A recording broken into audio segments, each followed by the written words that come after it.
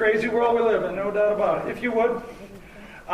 Again, just to wrap on this, it also comes back to the central issue about jobs. Right? Even the CBO, the Congressional Budget Office themselves, say that this finance reform is going to result in decreases in taxable income somewhere in the economy, which would produce a loss of government revenue from income and payroll taxes. That's government speak for it's going to kill more jobs. And it's not just jobs on Wall Street, it's going to be jobs on Main Street because credit markets are going to be tighter, which is one of the central issues that businesses face today.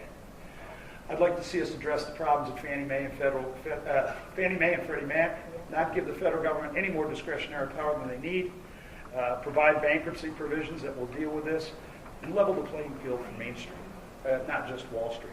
Finally, let me just wrap up by saying, what I'm trying to talk about, folks, is that we need a fundamentally different vision than what's being offered in Washington today.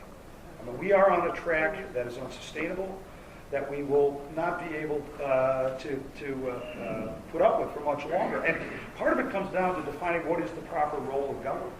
You know, what is that Constitution, that document that created this country, provide for? If you look at Article 1, Section 8, it'll define for you what the powers of Congress are.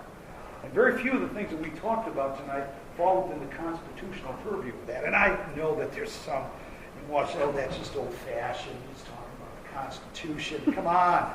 We have the General Welfare Clause, which gives us the power to do anything we want. But I don't believe that it does. I don't believe that it does at all. And we can, by restraining government spending and limiting the size of government itself, we can be true to, I think, are the essence of what we're talking about. If we don't end this culture of dependency, we will find that, we won't recognize this country. I just look and I say, what are we going to do now? I heard Ronald Reagan say a long time ago that we had a rendezvous with destiny as a country. And I think that destiny is right now its responsibility on our generation. During this thing, I was at a meeting for the premiere of the movie where Detroit's role in World War II, the greatest generation. And at this function were people, many in the 80s and 90s, who were wearing the uniform. And the room was filled with energy and excitement. It was a wonderful thing. People sharing their experiences from the 1940s. And I looked around and I said, this is the greatest generation. And these people every one of them made some kind of a sacrifice, and those that aren't here tonight made the ultimate sacrifice. But what are we doing with that? We were given the most free, the most prosperous country in the history of the world. And we're squandering it.